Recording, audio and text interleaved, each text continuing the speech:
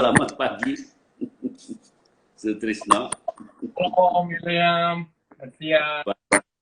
Ini terima kasih nih si Jessica lagi libur bisa bantuin syuting nih. Ini sesuatu yang menarik yang memang aku sendiri belum pernah tahu nih. Oh, iya. Dia udah sering ke Jepang. Acar Jepang dengan rice brand, dengan bledek. Ini prinsipnya apa sebenarnya? Oke, ini sebenarnya bagian dari satu fermentasi, produk fermentasi. Kalau misalnya teman-teman tahu yang namanya di Indonesia tape, tempe, atau mungkin misalnya yogurt. Jadi acar fermentasi yang namanya Nukasuke ini adalah salah satu produk fermentasi selain daripada miso, shoyu, yang dibuat dari dedak padi. Jadi ceritanya cukup menarik gitu lah. Dari zaman Edo itu, sebelum zaman Edo di ratusan tahun yang lalu, di Jepang itu orang makan nasi itu dengan kulit arinya. Jadi mereka nggak makan nasi putih gitu loh. Tapi seiring dengan untuk sehat ya. betul. Supaya sehat ya. Kayak bukan supaya fibernya. Mereka tidak punya ya betul, selain untuk sehat, prosesnya pun tidak nggak rumit gitu kan Om, nggak perlu. Tapi beriring dengan waktu, orang mulai makan yang namanya beras putih. Nah kemudian orang mulai mikir, diapain dedak padi daripada beras ini? Kalau di Indonesia, teman-teman biasanya dedak padi itu untuk makanan pakan ternak. Ya. Nah kalau di sini mereka pakai dedak padi ini, mungkin aku akan sharing. Sorry, ini dedak padinya udah diolah sih ya, basically ya. Tapi dedak padi itu adalah suatu hal yang teman bisa dapat banget gitu ya di toko beras gitu kan. Nah, dedak padinya itu mereka coba pakai itu sebagai media untuk fermentasi. Kalau biasanya fermentasi itu kayak medianya itu dengan air asin. Nah, ini sebagai air itu diganti dengan dedak padi. Jessica bisa di-short yang close up dedak padinya. Oke, ini yang udah jadinya sih. Tapi basically dedak padi itu seperti ini Om. Ini yang sudah Ini udah lama ya? Betul, ini sudah dalam waktu, sudah berminggu-minggu. Tapi basically dedak padi itu bentuknya seperti kayak tepung dedak padi gitu kan ya. Saya nggak bawa hari ini gitu kan, nggak ada. Nggak, saya mau tanya ini, dedak padi ini atau Nukasuke ini memang dibikin untuk tujuan ini, dedak-dedak ini untuk Nukasuke. Betul. Untuk yang lainnya? Karena saya tahu ada minyak dari dedak padi untuk banyak dipakai untuk tempura gitu. Oh, malah saya nggak tahu itu Om sih. Iya. Dari rice bran kan ada rice bran oil. Rice bran oil, oh iya, iya. Saya belum pernah nyoba sih Om, rice bran oilnya sih. Jadi bentuknya dedak ini tetap kering ya? Betul, kering Om, kering kayak tepung. Jadi itu kan bagian dari kulit arinya dari beras itu. Ketika sudah dikupas. Ya, termasuk ininya, termasuk katulnya. Betul, iya, termasuk itunya. Dan itu biasanya itu kaya banget dengan vitamin B, teman-teman. Jadi sebenarnya kalau misalnya orang pengen hidup sehat gitu kan ya, kita makan kalau bisa beras yang ada dengan kulit arinya. Sayangnya sekarang itu kita coba untuk lebih demen makan yang manis gitu kan. Dan konsumsi vitamin B-nya akan berkurang sekali. Padahal dedak padi itu rich of vitamin B gitu kan ya. Nah di Jepang itu sendiri. Ini teman-teman ngomong-ngomong dulu. Ini saya mau kenalin dulu Sutrisno ini sebenarnya adalah salah satu eksekutif di Cookpad yang di Tokyo ya. Kamu stationnya di Tokyo ya? Ya, saya base di Tokyo, Om. Dan saya juga bantu juga di Cookpad Indonesia. Jadi aku bantu untuk ekspansi Cookpad ke global, mulai dari Asia Pasifik gitu kan, dan daerah-daerah. Tapi aku basically mainnya di Asia Pasifik. Salah satunya adalah ikan Cookpad di Indonesia, Thailand. Terus ini yang syuting ini coba Jessica, hello untuk teman-teman nih. Hello. ini melibur atau apa ini? Libur, jadi minta makan ke sini. Jadi saya sebenarnya lagi Lipat. libur. Libur. Jadi sebenarnya aku yang laki Om, karena aku bisa taste dedak padi ini. Dan ini bisa masak. Oh, ini penemuan, ini sesuatu yang luar biasa. Terus terang sekian lama saya nggak kenal ini gitu. Cuman heran memang kalau tiap kali ke mana ke pasar-pasar di Jepang kok ada acar dikasih dedak, tapi karena saya nggak ada yang jelasin, jadi saya baru tahu sekarang bahwa itu adalah suatu. Dan sebenarnya Om, kalau misalnya Om makan di restoran Jepang, ketika dia mengeluarkan acarnya, mostly acarnya itu adalah acar dari Nukasuke ini. Nukasuke ini. Oh, Betul. Dan jadi nanti acar-acar itu semua macam-macam sayuran bisa dipakai. yes, semua sayuran bisa dijadikan Nukasuke, mostly gitu ya Om. Dan satu juga memang tadi saya sempat sharing juga sih ke Om, proses Nukasuke ini sama ya dengan kalau misalnya di Korea itu ada kimchi gitu kan ya. Mereka coba mungkin ada perbedaan misalnya acar biasa dengan acar kayak kimchi atau Nukasuke ini. Di yang Nukasuke dan kimchi ini di medianya itu, kalau misalnya kimchi medianya itu kan adalah cairan chili gitu kan. Dan chili itu pun dia kadang-kadang juga masukin beberapa kayak kombu yel, mereka kadang-kadang edi. Ada yang dikasih kecap ikan. Yes ya. Dan mereka infuse itu untuk mendapatkan umaminya, betul. Nah, di dedak padi ini pun di sini kita bisa infuse macam-macam gitu kan. Kita buat dedak padi ini tadi yang dari tepung, saya masukkan air, dan kemudian saya masukkan garam. Saya coba infuse dengan beberapa umami yang basically dari Jepang. Kalau misalnya teman-teman tahu.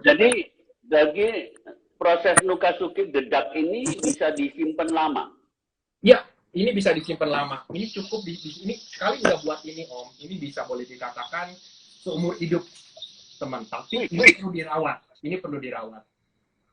Wah, seperti sourdough dong.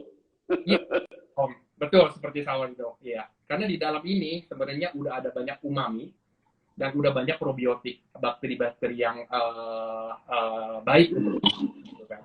Tinggal jadi nyimpennya dedak ini di ruangan terbuka atau harus masuk kulkas atau masuk apa? Ada dua sih Om. Kalau misalnya kita rajin banget gitu kan ya. Artinya kalau kita pingin di ruang terbuka, dedak padi ini harus sering-sering diaduk. Untuk sering-sering diaduk. Kalau misalnya udah kena udara ya. Betul, karena fermentasi ini akan, kalau di ruang terbuka, fermentasi akan semakin cepat. Berarti kita harus memastikan bahwa bagaimana bisa memberikan udara gitu ke fermentasi. Nah, sekarang kalau mau tahu, mungkin nggak ini rusak? Mungkin Om, kalau misalnya nggak dirawat. Artinya kalau ini tidak diaduk, probiotiknya akan banyak banget berkembang bakterinya, dan ujung-ujungnya akan yang dalam arti jadi busuk gitu kan ya Om ya. Tapi sepanjang kita mengaduk terus, nggak bermasalah. Dan kalau misalnya saya taruh ini di dalam kulkas, jadi ngaduknya cukup 1 hari sekali. Biasanya nggak. Ditaruh di kulkas terbuka atau tertutup? Tertutup Om. Jadi di sini kita ada penutupnya, di sini kita tutup di sini. Oh, dengan menggunakan box biasa gitu ya? Yes, box apa aja sih Om. Ini ukurannya sekitar ukuran 3 liter yang bisa masuk ke dalam kulkas. Kenapa harus 3 liter? Karena kenapa saya pilih yang 3 liter? Karena saya pengen fermentasi beberapa sayur-sayuran yang cukup banyak. Saya termasuk yang rutin, coba untuk rutin makan fermentasi. Ini saya mau tanya nih, generasi milenial di Jepang ngerti nggak ini? Good question Om. Beberapa tahun lalu ada yang namanya pergerakan. Kalau di Jepang namanya chokatsu gitu ya. So, itu adalah bagaimana Anda peduli terhadap flora usus Anda. Jadi tubuh kita basically terdiri dari 80% mostly dari mikroorganisme. Bagaimana tubuh kita bisa imunnya itu lebih baik, itu ditentukan. Bukan hanya dari otak, tapi dari kondisi flora usus. Kalau flora usus kita itu bagus, imun kita akan tinggi. Jadi sekitar beberapa tahun yang lalu, di Jepang itu, walaupun mereka suka banget makan fermentasi, termasuk mereka, termasuk bahkan kita pun gitu orang Jepang, adalah edukasi terhadap pentingnya flora usus itu masih kurang Om, masih kurang.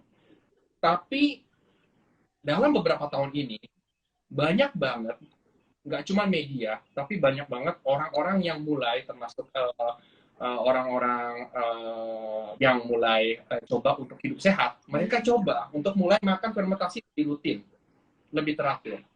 Karena fermentasi probiotik yang dikonsumsi oleh makanan fermentasi itu harus dimakan harus makan rutin Om. Untuk bisa memperbaiki flora usus itu nggak bisa kayak, kalau istilahnya nggak bisa model detox yang cuma minum 1 hari kemudian langsung berubah gitu. Tidak, fermentasi itu butuh waktu at least 2 minggu. Entah itu kimchi, entah itu nokasuke, kita makan secara teratur, nggak perlu terlalu banyak, tapi kita mengkondisikan flora usus kita baik. Dan dari sana lifestyle kita akan berubah sekali. Akan lebih, kalau misalnya di Jepang pun ada banyak orang yang mungkin sembelit ya Om ya, susah buat naik besar. Kemudian juga mereka kesulitan untuk bahkan tidur misalnya, atau mungkin stres, atau mungkin ujung-ujungnya sakit mah. Nah, itu sebenarnya kebanyakan gejala penyakit itu. Semua itu datang dari flora usus yang tidak seimbang antara bakteri baik dan bakteri tidak baik. Nggak bagus ya. Betul. That's yang aku lihat sih Om. Jadi aku juga sebenarnya baru akan memulai, di Jepang kita banyak banget makanan fermentasi, mulai dari miso dan sebagainya yang kita makan. Tapi kita tidak makan itu secara teratur. Maksudnya tidak kita benar-benar mengkonsumsi itu secara ideal gitu. Nah, aku coba untuk daripada kita mengkonsumsi makanan suplemen gitu kan, atau mungkin kita mengkonsumsi makanan yang basically chemical gitu kan, atau mungkin kadang-kadang ada juga yang temen mungkin akan coba untuk sehat dengan berpuasa gitu, atau makan makanan yang kurang gitu enak gitu ya, menyiksa diri betul ya, bisa ya. Jadi kenapa kita nggak mulai untuk makan makanan yang enak gitu kan ya, dan kita bisa makan dengan rutin gitu kan. Salah satunya adalah makan fermentasi ini. Kimchi baik untuk kesehatan, kemudian nokasuke bagus untuk kesehatan, dan berbagai produk-produk fermentasi pun itu sangat baik untuk kesehatan. Dan satu lagi Om yang menariknya lagi, dan itu nggak susah, dalam arti bakteri itu akan masak untuk diri Anda, untuk memasak untuk Anda cuma masukin ke dalam dedakan ini, 1 hari kemudian makanan itu jadi. Dan rasanya, ini prosesnya berapa lama? Kalau untuk nokasuke itu cukup 1 hari Om. Tergantung sih sebenarnya teman-teman demennya makannya dengan taste yang agak lebih light atau lebih strong gitu kan. Kalau aku biasanya bikin dalam 1 hari. Kalau curry, makanan-makanan yang seratnya itu tidak terlalu banyak atau dalam keadaan teksturnya lembut, aku biasanya buat dalam 1 hari. Curry itu timun, kemudian erong itu juga 1 hari aku buat. Lobak. Yuri itu ketimun ya? Ya, lobak juga aku membuat 1 hari. Tapi kalau misalnya ada beberapa yang mungkin kayak misalnya ini wortel itu kan cukup padat ya Om ya, cukup dense. Aku lebih sukanya di peremnya itu dalam waktu sekitar 2 hari Om. Ini setelah jadi dikeluarkan dari situ, dari box itu. Betul Om. Saya hari ini aku nggak peram, tapi basically aku coba demonstrasikan ya Om ya. Ya coba. Kepingin lihat biar semua tahu. Kalau teman-teman kalau ada yang mau tanya silakan tanya ya.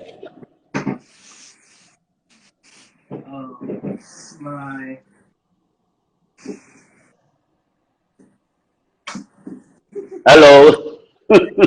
Hai Om. Kamu udah coba belum? Sudah, menurutku ini enak banget dan bisa masuk. Jadi ini bisa apa ya aku bilang?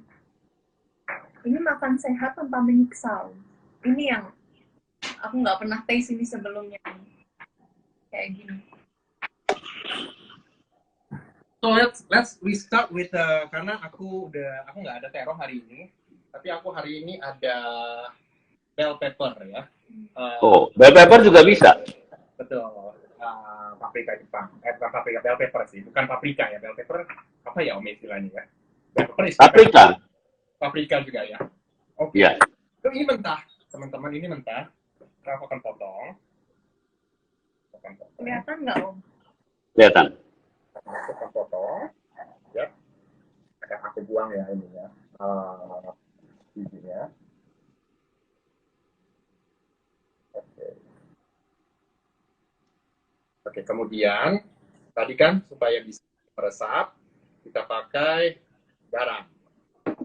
Enggak, garamnya fungsinya untuk buat ini agak sedikit. Just a little bit.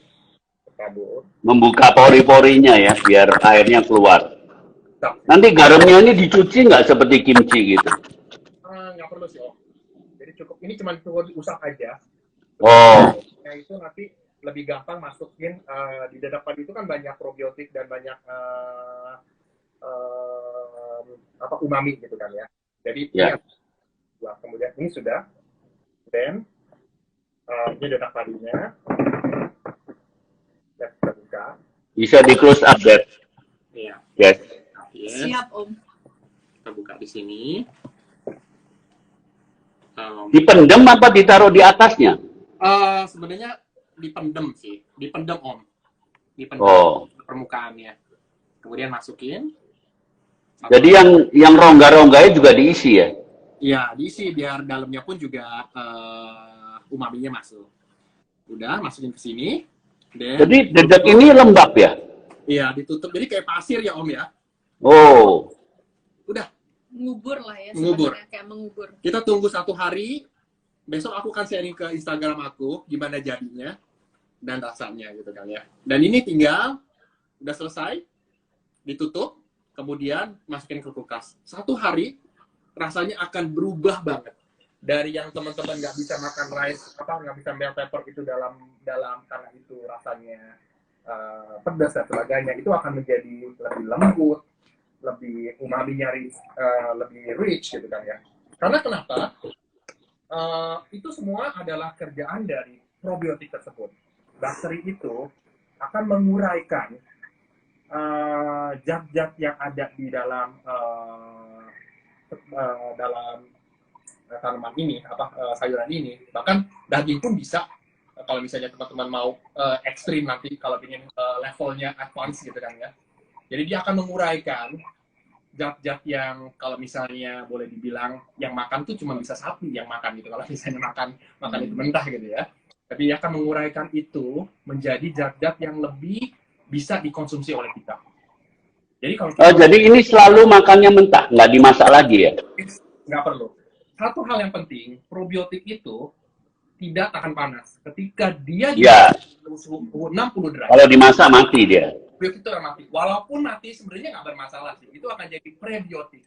Makanan daripada probiotik yang ada di usus. Tapi ini istilah juga aku baru. Ada namanya prebiotik dan probiotik ya. Kalau prebiotik itu yang kimchi dimasak itu prebiotik ya. Betul. Probiotik itu adalah bakterinya. Yang bagus untuk bakteri baiknya. Prebiotik itu adalah makanan dari makanan untuk protein yang untuk bakteri yang baik. Jadi coba ini aku cek, ini ada yang pertanyaan nggak ini? Oh, ini Chef Kokoma, halo, good morning, Cauan, Sari Kapau, Dolep, hey, hai Ana. Wah, ini coba kalau ada yang Bawonoi, halo, ni hao. Ini cek ya, kalau ada nggak ada pertanyaan kita lanjutin.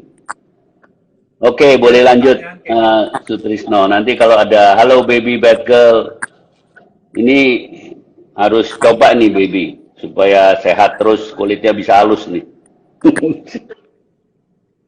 Oke, gimana terusan?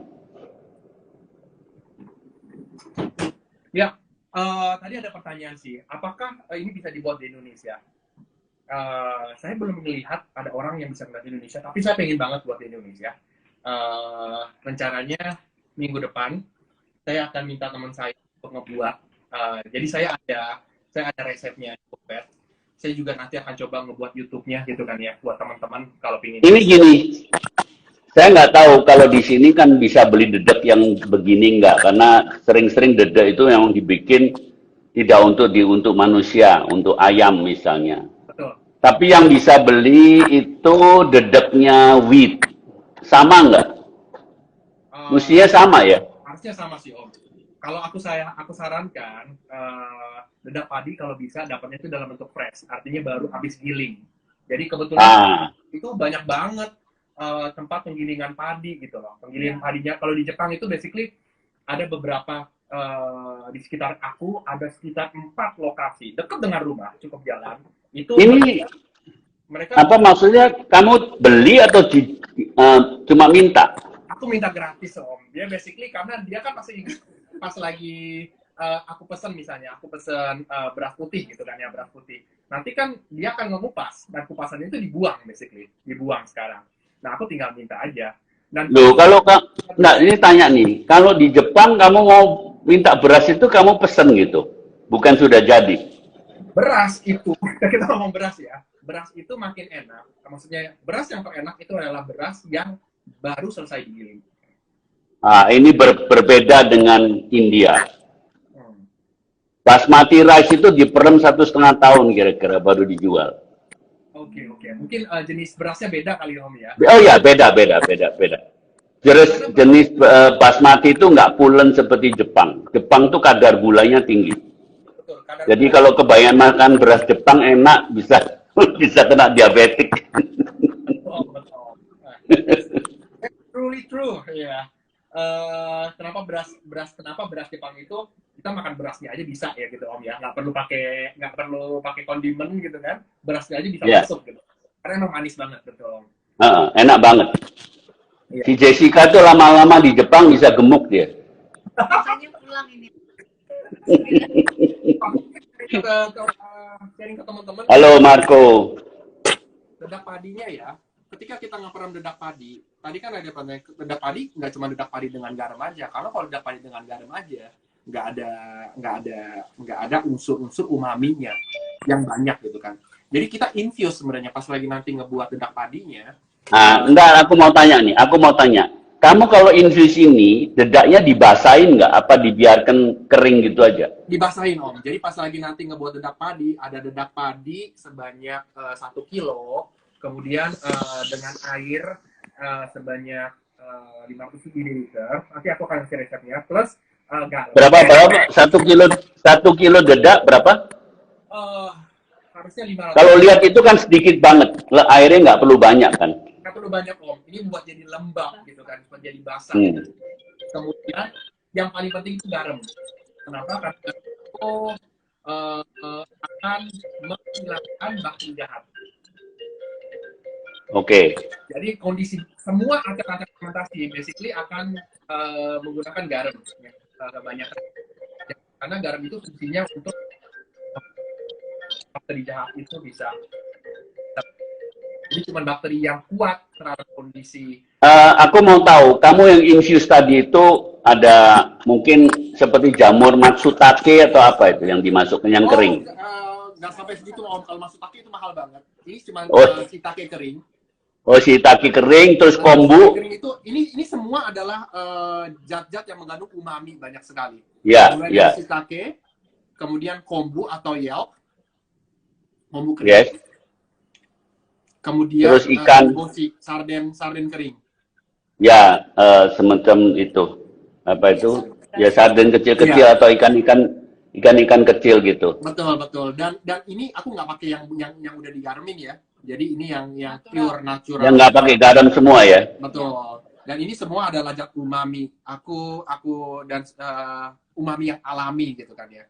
Sebenarnya kalau misalnya ini nanti kamu infuse dalam dedak ini. Betul. Tidak dibuang, dibiarkan terus.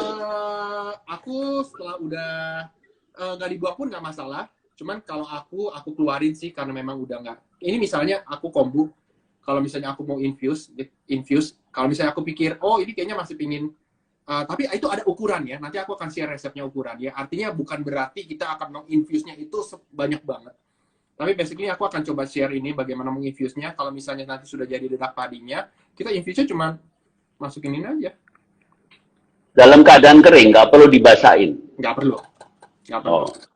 Sudah. Ini bosi, masukin aja. Ini aku tulis. Wah, ini kalau udah 100 tahun kan jadinya kayak apa tuh ya? Yes, nanti kalau udah 100 tahun, nggak 100 tahun, sudah beberapa minggu kalau misalnya ngebuat, nanti kan akan banyak dari yang kita fermentasi sayur itu kan akan keluar banyak banget airnya gitu kan. Ntar makin lama makin becek sih sebenarnya kalau ngomong kasarnya. Nah, Apa makin lama kenapa? makin becek, makin berair. Makin Nah, becek. kalau berair banyak gimana? Ada dua caranya, bisa kita serap dengan tisu, atau yang paling biasa digunakan adalah, karena kan nanti pas lagi kita udah ambil ininya, nanti kan lukanya akan kita bersihkan dengan air bersih gitu kan, air mengalir. Kan makin lama lukanya akan berkurang, dedak padinya akan berkurang gitu kan ya. Nanti perlu kita tambah, kita akan tambahkan lagi. Oh, ini yang seperti juga bikin sourdough ya, dikasih makan terus ya. Betul. Nah, kalau misalnya teman-teman pingin ngebuat kayak, kalau dari aku kan buat dari awal nih, dari 2 minggu. Kita butuh waktu 2 minggu kalau pingin mengkondisikan ini jadi baju enak. Tapi kalau misalnya ini kan udah starternya nih Om. Kalau misalnya Om pingin buat di Indonesia atau teman-teman buat di Indonesia, dan saya akan membagikan sedikit daripada starter ini ke teman-teman, ini teman-teman akan ngebuatnya nggak perlu waktu 2 minggu. Akan lebih cepat ngebuatnya. Karena di sini, Oh, kamu bisa membagi ini ya? Nanti ditambahin dedek lagi? Bisa. Ini kalau misalnya gini, teman-teman pikir, tapi kalau misalnya aku tiap hari harus ngaduk-ngaduk, capek dong. Kan kadang-kadang aku pengen keluar negeri, misalnya gitu ya. Atau misalnya, aku udah gak pengen makan nukasuke, pengen coba istirahat nukasuke deh, pengen buat makan kimchi. Nah, ini tinggal dimasukin ke dalam ziplock, kayak plastik yang benar-benar vakum, gitu ya. Kemudian bisa di freezer. Tekniknya Oh, bisa di freezer. Betul, di freezer. Nanti kalau udah 3 bulan, berapa bulan lagi, tinggal dikeluarin lagi, jadi lagi starternya. Gitu. Ya, oke. Yang penting Ini menarik banget nih. jangan panas. sip ya, Om.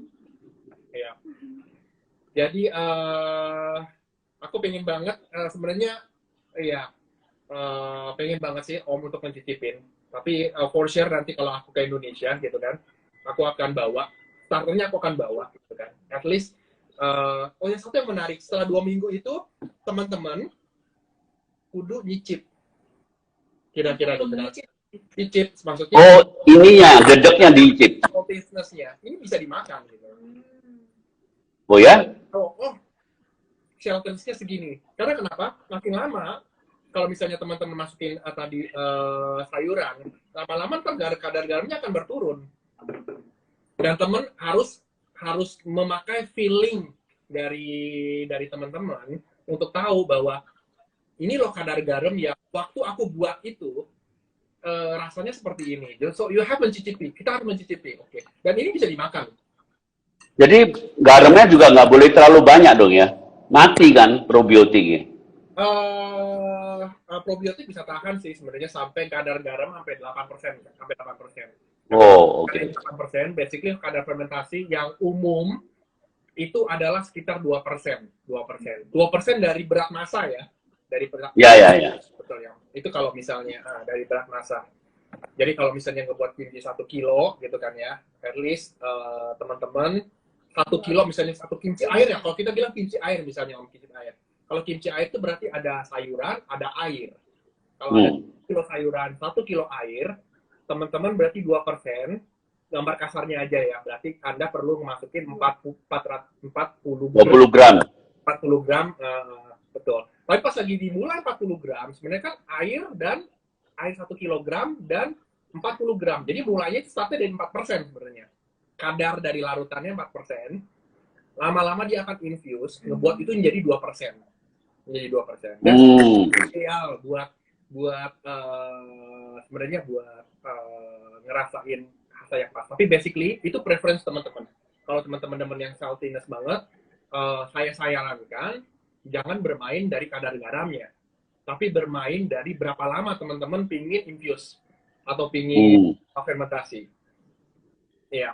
Ini ada yang ini dari Nobi Susila tanya menarik banget nih soal floral khusus baru nih buat probiotik khusus. Terus dia juga tanya bisa dibuat di sini nggak Om? Apa ada syarat khusus untuk kondisi Indonesia ini kan lembab banget? Ya. Gimana kalau Indonesia? Lembab dan sebagainya. Kalau menurut aku gini, di Jepang pun lembab kok kalau lagi musim panas. Lembabnya bahkan jauh lebih tinggi daripada di Indonesia. Mungkin jadi tahu panas banget dan panas dan lembab. Kuncinya adalah sebenarnya teman-teman harus coba sih. Artinya gini, fermentasi itu something yang you have to feel gitu kan. Apakah ini makanan yang bisa pas dan tidak, kita bisa dicoba. Kalau misalnya kelembapan dan suhu, sepanjang yang tadi aku bilang sih, kita bisa ngaturnya dengan masukin ini ke dalam kulkas. Kalau misalnya teman ingin mengkondisikan ini supaya nggak perlu terlalu terlalu tergantung dengan kondisi faktor eksternal.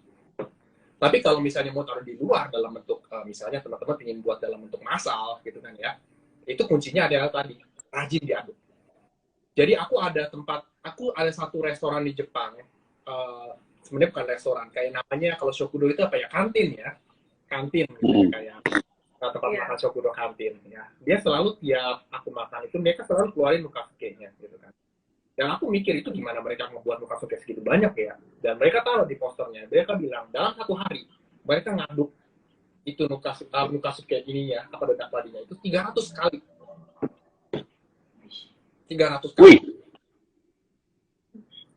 Untuk bisa, karena kan mereka pingin buatnya itu supaya cepat. Sorry, itu massal ya. Jadi teman-teman, jadi berarti dia nggak terlalu lama dong fermentasi di dalamnya. Yes, betul. Nggak perlu terlalu lama gitu kan. Tapi karena dia... Ini kalau setelah dikeluarkan sebelum dimakan harus dicuci sama air nggak? Iya, cuma dialirkan aja sih Om. Dialirkan. Oh. Dialirkan aja dengan air bersih. Ini ada yang tanya ini Leonard Nyoto, peraman dedak bisa dipakai berapa kali? Tadi aku dengar dari itu bisa 100 tahun ya, bisa 3 generasi terus bisa itu dirawat. Itu bisa dipakai bertahun-tahun gitu kan, bertahun-tahun. 100 tahun itu basically ya kayak aku bilang bisa dipakai itu untuk seumur hidup sih, nggak masalah. Yang penting dirawat gitu. Itu kuncinya sih untuk merawat dedak padinya ini sendiri. Jadi kalau udah dibuat, ini ada juga tanya dari Nobi Susilo, dedak pada biasanya ada aroma gitu mempengaruhi rasa. Gini, dedak di Indonesia biasanya tidak segar karena untuk makanan ayam, sehingga timbul jamur yang membuat aroma apek. Yes. Nah, ini beda. Ini Sutrisno mengatakan karena penggiling beras itu sekitar rumahnya, jadi selalu dapat dedak yang segar. Temen, kayak misalnya aku rencana aku akan coba testing ini di Indonesia gitu ya. Jadi ada rekan aku namanya Mbak Pi, dia akan coba untuk mereplikasi. Satu hal yang paling penting betul seperti tadi siapa ya dari Mas Nobu ya. Joko, siapa tuh? Mas Joko. Salah satu kunci yang paling utama adalah bagaimana bisa mendapatkan dedak padi yang kualitasnya bagus. Kebetulan teman aku punya teman, dia punya usaha penggilingan padi di Cianjur. Jadi dia distributor, gitu kan. Jadi aku minta sama dia kalau habis giling beras, aku minta dedaknya tolong bawain dong ke Jakarta, gitu kan ya. Nah kalau di situ tadi yang dibilang tidak ada yang namanya apel dan itu fresh, gitu kan ya. Dan kalau misalnya teman-teman takut dengan yang namanya kuman, by the way, kalau di Jepang aku bahkan dedak padinya itu dedak padi itu langsung aku pakai gitu loh, nggak dicuci ya, jangan dicuci. Kalau misalnya mau dipakai jangan dicuci, tapi namanya apa ya, dijarang di ISIS dengan angin. Kita pakai wajan, kita panasin, kita frying dalam bentuk kering kayak tepung gitu loh. Boleh dijemur nggak? Dijemur pun menurut aku boleh. Jadi itu fungsinya untuk menghilangkan kuman-kuman, biar kuman-kumannya itu mati dulu gitu kan ya. Ini juga ada Intan Kusnadi, Will, dedak padi masih bisa didapat dari penggilingan pada desa padi di desa-desa di Jawa Tengah kok. Sepupu aku di sana masih bisa kirimkan. Wah, ini Intan boleh dicoba nih, bisa bereksperimen. Ya, ini Intan juga tanya nih, mau tanya. tanya ya, dedak beras Jepang yang demikian pulen, apakah bisa digantikan dengan dedak beras Indonesia yang kurang pulen? Apakah hasil fermentasi acar Jepang bisa dibuat Itu harus dicoba. Jadi gini, aku bisa share nanti ke Mbak Ita. Dan let's sharing gitu kan. Artinya gini, itu dunia yang aku sendiri belum tahu, gitu kan, belum tahu. Tapi harus kita coba gitu kan. Apakah dengan mungkin ke depannya, aku juga nggak tahu ya. Karena sekarang kalau misalnya dilihat infusing daripada umami ini kan yang di Jepang. Mungkin di Indonesia susah untuk dapetnya. Ya. Mungkin nanti kita bisa coba untuk infuse umami-umami yang dari Indonesia gitu kan ya. Terasi. That's basically udang dan sebagainya gitu kan ya. Udang Ya. kering ya. Ya, ebi atau itu dari Manado itu apa itu ikan cakalang ini katsuobushi. katsuobushi ya, atau bisa dari Aceh itu kemamah Betul. yang diserut. Betul. Jadi sebenarnya fermentasi ini menarik. Kenapa? Ini bisa dipadukan dengan kearifan lokal. Dan kenapa aku tadi sharing, kenapa aku cukup tertarik untuk yang namanya dedak padi ini? Karena aku tahu juga bahwa kita negara Indonesia juga adalah negara yang kita suka banget dengan yang namanya nasi gitu kan. Kenapa sih kita nggak bisa membudidayakan gitu kan ya? Dan fermentasi itu again, that's good for your healthy. Yang menarik ya kalau kita makan kimchi dan nokasuke ini, kita nggak cuma makan probiotiknya doang. Dengan makan sayurnya ini, kita sebenarnya juga mengkonsumsi prebiotiknya. Sekaligus Pro and pray. karena banyak banget gitu ya. Mungkin aku bukan orang yang anti sebenarnya suplemen, tapi suplemen anti probiotik banyak banget juga dijual. Tapi ini lebih alam ya, kita tahu persis ya. Betul. Dan prebiotiknya tidak ada gitu kan. Maksudnya kita tidak makan dengan sayuran gitu kan ya. Dan ini akan membantu sekali gitu kan. Dan di Indonesia pun banyak banget, aku sering banget tahu bahwa kita panen banyak banget. Kadang-kadang kita panen, ada banyak petani, atau mungkin teman-teman ngedapetin petani panen wortel banyak banget, kemudian harganya jatuh gitu kan ya. Gimana sih kita bisa membuat makanan-makanan ini bisa dikonsumsi lebih lama gitu kan ya, bisa lebih lama. Ini kalau setelah jadi 1 hari, bisa disimpan nggak? Yes, disimpan Om. Jadi kayak di sini tinggal masukin aja ke dalam wadah, bisa disimpan lah dalam waktu mungkin 3-4 hari gitu ya Om ya. Bisa dikonsumsi. Ini ada yang tanya nih, Nubi Susilo, perbandingan berapa dedak dikasih pada awalnya, dikasih air berapa banyak sama garam? Garam tadi kamu bilang paling 2-4% ya. Silakan follow dulu Instagram aku, nanti aku akan share deh detail dari. Oh ya, nanti bisa Nubi bisa lihat di Instagram Papa Kari, PA, aku udah masukin di sini Papa Kari. Aku akan sharing ke teman-teman juga cara ngebuatnya gitu kan ya. Ini juga ya, Nobi Susilo sarden kering. Ya. Bukan dengan ikan asin. Kalau aku pakai ikan, misalnya ikan teri Medan gitu tuh. Ya. Terus bisa dengan itu, yang dari Manado itu apa tuh namanya? Ikan apa yang dia buat sambal itu? Takalang. Bukan. Baby boni? Yang difermentasikan, yang diasap. Iya, itu ikan cakalang Om. Apa katsuobushi yang Katsuobushi bisa pakai yang dari Aceh. Yep. Kemamah namanya. Atau yang di Makassar itu kan banyak banget mereka ngambil baby tuna atau cakalang atau ya macam-macam sih namanya. Tapi itu diasain, diserut gitu kan. Dan cukup banyak dijual di serut seperti ini kan. Ya. Dan itu juga di-infuse. Kalau misalnya kalau nggak ada serutannya, mau di-infuse kayak tadi ikan sarden pun nggak bermasalah. Bisa juga pakai ebi sedikit. Ikan roa. Bisa masukin juga ikan roa dari Manado. Ya, ikan roa. Wah, ini luar biasa nih. Coba, aku mau bikin Jessica, kita bertiga foto dulu nih. Mana Jessica itu? Kita foto dulu nih. Jessica. Ya. Jangan gitu yang, ya. Bentar Om, udah pakai kacamata dulu Om. Ya. Kamu ya yang dekat dikit supaya kelihatan semua. Ya. Oke.